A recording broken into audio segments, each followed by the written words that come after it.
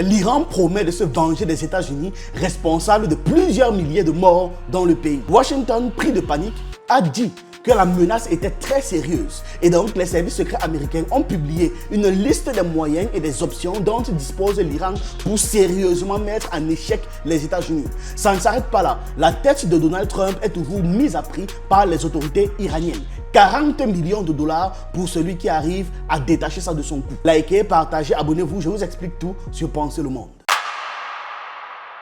Face à la montée des manifestations organisées en Iran pour faire tomber le régime de Ali Khamenei, la réaction des autorités a été d'une brutalité extrême. Ça a causé des milliers de morts, avec un bilan qui varie entre 2600 et 5000 victimes à la mi-janvier 2026, selon des organisations de défense des droits humains. Dans la lecture officielle de Téhéran, tous ces morts ne sont pas le fruit d'un simple chaos interne, mais la conséquence directe d'une ingérence étrangère, américaine, états-unienne et israélienne, qui s'arroge le droit d'intervenir chez les gens sans permission. Après les manifestations, tout s'est accéléré.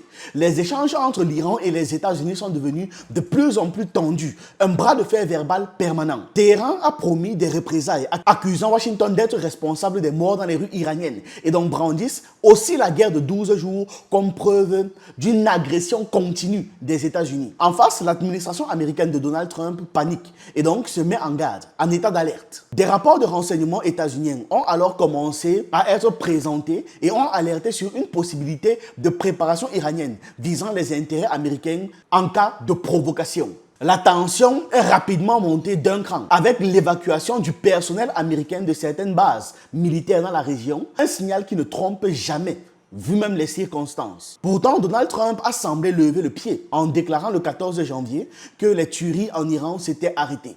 Nous allons observer la situation en Iran. C'est terrible.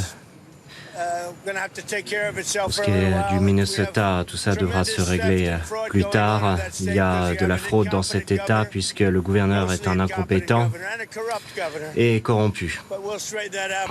Mais nous allons trouver une solution à cela, mais l'Iran, c'est la priorité.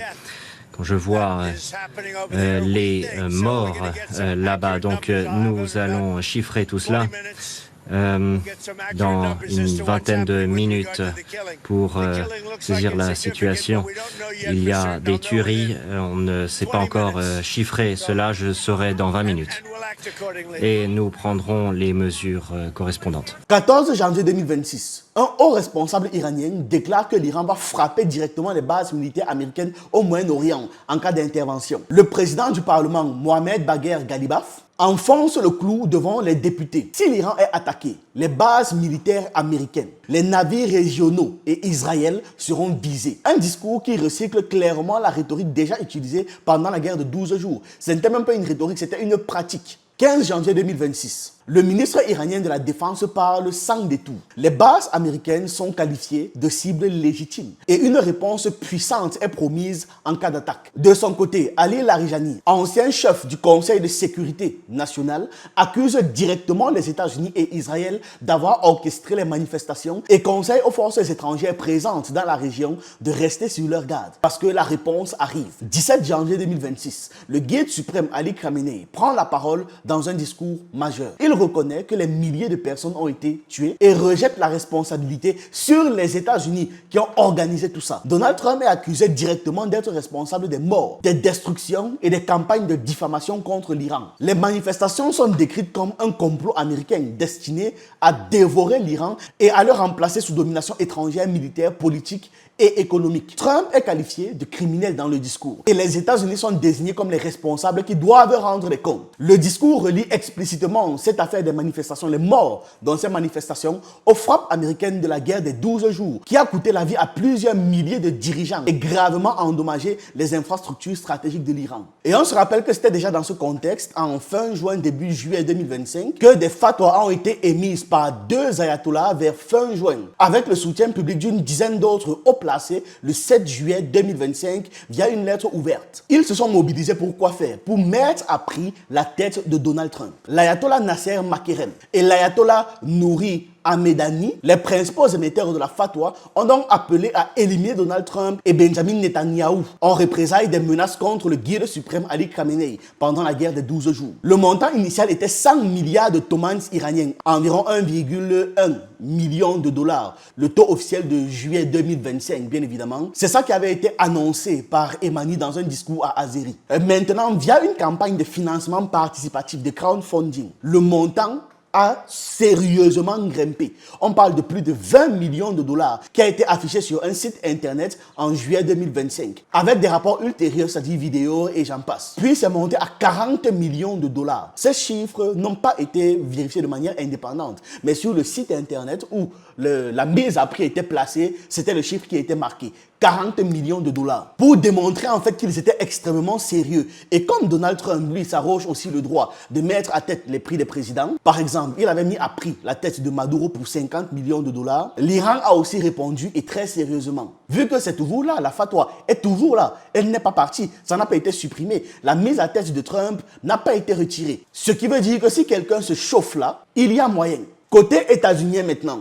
le 14 janvier 2026, les services de renseignement américains ont signalé que l'Iran se prépare à cibler les bases américaines en Irak et en Syrie en cas de frappe sur l'Iran. Trump répète que toutes les options sont sur la table. 15 janvier 2026, le département d'État américain condamne la violence du régime iranien et avertit Téhéran de ne pas tester la détermination américaine, rappelant que les conséquences sont possibles sous la présidence de Trump. En mode, nous, on va faire quelque chose. Toutes ces déclarations s'inscrivent donc dans un climat déjà tendu. Coupure d'Internet en Iran, arrestation massive, évacuation du personnel américain non essentiel de certaines bases et échanges diplomatiques indirects visant à éviter en fait que la situation ne dégénère. Comment l'Iran pourrait frapper les bases américaines concrètement? Selon les évaluations américaines des services de renseignement, l'Iran se prépare sérieusement à riposter en cas d'intervention. Ça, c'est déjà acté. Maintenant, ils peuvent le faire avec des missiles balistiques. L'Iran dispose encore de missiles à courte et moyenne portée, pouvant atteindre jusqu'à 2000 km. Ils sont capables de frapper les bases américaines en Irak, en Syrie, au Qatar, au Bahreïn, aux Émirats arabes unis et en Arabie saoudite. Leur précision s'est améliorée, y compris pour les versions anti-navires, donc qui détruisent des bateaux. Lors de la guerre des 12 jours, 14 missiles avaient déjà été tirés sur la base d'Al-Udeid, endommageant un radar américain malgré les systèmes de défense. Ensuite, l'Iran peut passer par des actions directes. Les réseaux alliés de l'Iran sont capables de mener des attaques ponctuelles, bien que certains groupes aient préféré rester en retrait pour le moment. Mais ils peuvent. Ils n'attendent que l'ordre de l'Iran. Il y a la pression maritime aussi qui peut être utilisée. L'Iran peut se servir de vedettes rapides dans le golfe Persique, par exemple, pour harceler les navires américains ou alors menacer le détroit d'Ormuz, qui est vital pour la circulation du pétrole brut. On n'oublie pas l'option des cyberattaques et des tactiques asymétriques. Des attaques informatiques ou alors des frappes de drones font partie de l'arsenal à envisager dans le rapport américain. Il y a certains qui disent que non, c'est pas possible. L'Iran est trop affaibli pour faire la guerre aux États-Unis.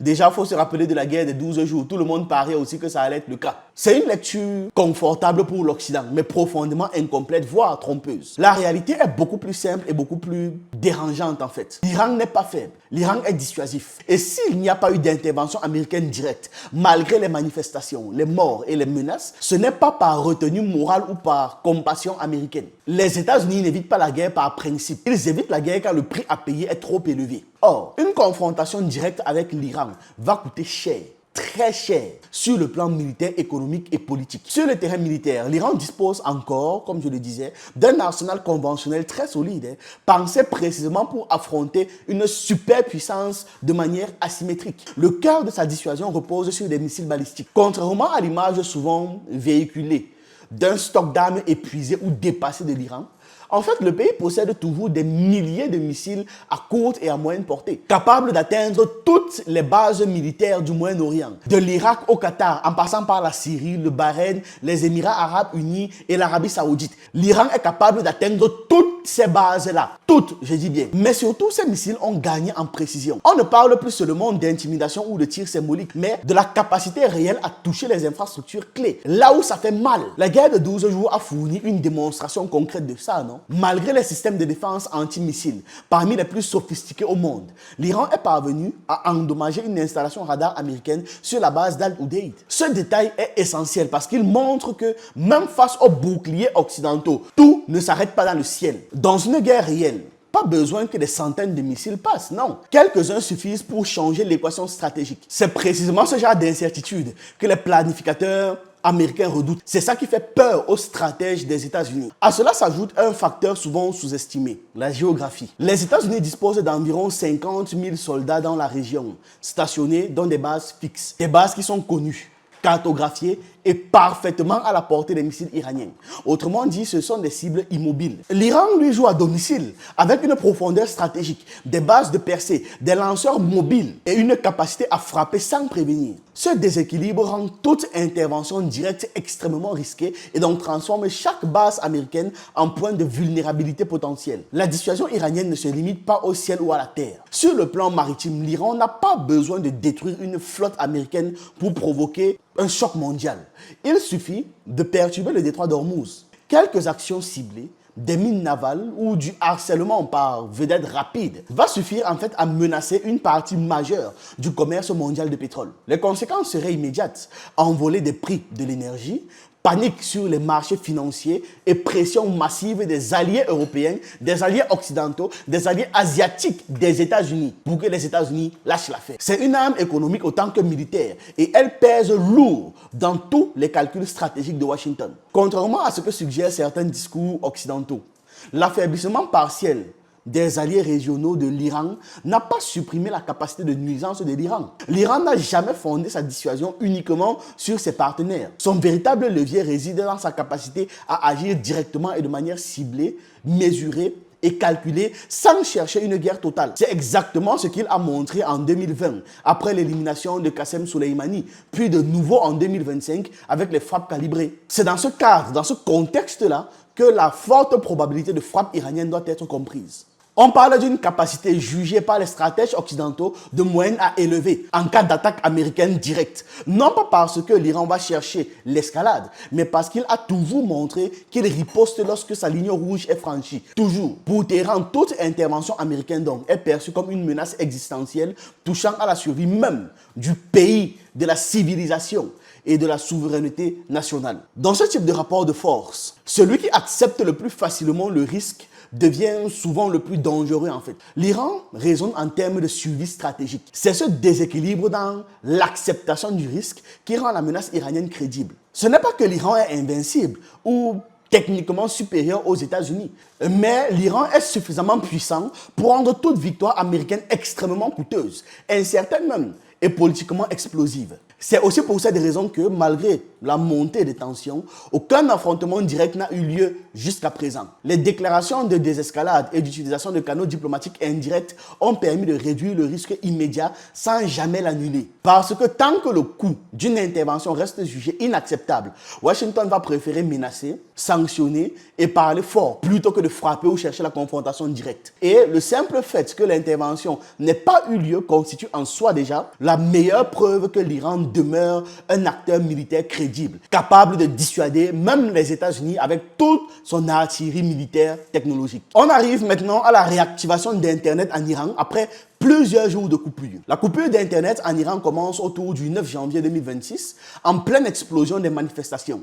Officiellement, l'objectif est clair: couper la coordination, empêcher la circulation d'images et ralentir l'organisation des espions. Autrement dit, c'est priver la rébellion de son principal outil moderne. Et pendant plusieurs jours, le pays est plongé dans un blackout numérique quasi total. Plus de réseaux sociaux, plus de messagerie internationale, plus d'accès libre à l'information extérieure. L'Iran se replie sur lui-même. Mais ce qui est intéressant, ce n'est pas seulement la coupure, c'est la manière dont Internet revient. À partir du 17 janvier 2026, les autorités iraniennes enclenchent une réactivation progressive extrêmement encadrée d'Internet. Pas un retour brutal, complet à la normale, non.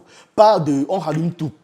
Non, une réouverture étape par étape, pensée comme un filtre, presque comme un robinet que l'on ouvre goutte à goutte. La première étape a donc commencé le 17 janvier avec la restauration nationale des SMS. Les autorités ont autorisé à nouveau les SMS courts, indispensables à la vie quotidienne, aux échanges basiques, mais insuffisants pour organiser massivement une contestation moderne. En parallèle, seules les applications de messagerie iranienne, contrôlées ou surveillées, sont redevenues accessibles. Plus de WhatsApp ou de Messenger.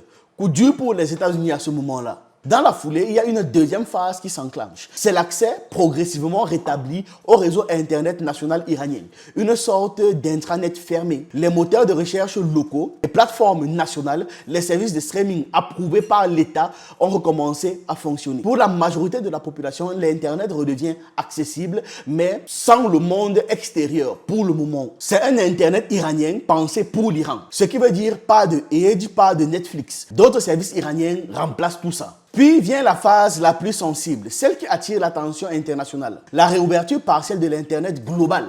Ça, c'était quelques heures plus tard et à partir du 18 janvier. Certains services occidentaux commencent à redevenir accessibles, notamment Google, aussi bien mobile que sur ligne fixe. Mais attention, l'accès est toujours filtré, surveillé et encore instable. On parle ici d'un Internet sous contrôle, pas d'un retour à la liberté numérique d'avant. Quelques messageries étrangères comme WhatsApp refont surface pour certains utilisateurs. Et c'est là que le message politique devient très clair. Les autorités iraniennes expliquent que l'accès complet à Internet ne reviendra pas tant que la sécurité totale ne sera pas garantie. Plusieurs signaux indiquent que le régime envisage donc de transformer l'Internet international en privilège réservé à une minorité d'individus autorisés, vérifiés et loyaux. Pour la majorité de la population, Internet va rester encore surveillé, assez instable. Et il y aura même une liste de sites Internet approuvés ou d'outils utilisables. Les autres seront blacklistés. Au 20 janvier 2026, la situation est donc la suivante. Internet n'est pas totalement rétabli, mais les choses fonctionnent déjà. Ce qui fonctionne reste filtré, limité et surveillé. Les communications internationales existent, mais elles sont observées. Les appels sortants sont possibles,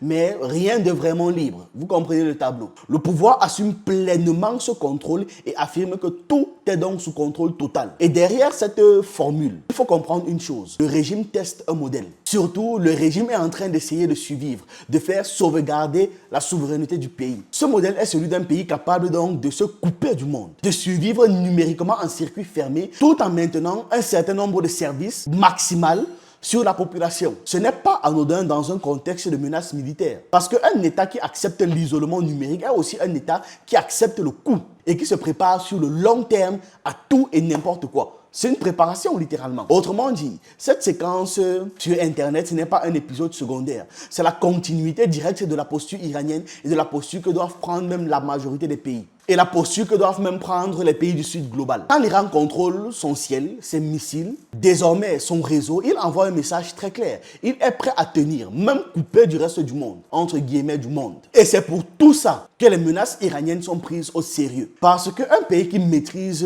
à la fois la rue, l'information et la dissuasion militaire n'est pas un pays à qui on impose facilement sa volonté. Voilà, likez, abonnez-vous et partagez. On se retrouve une prochaine fois.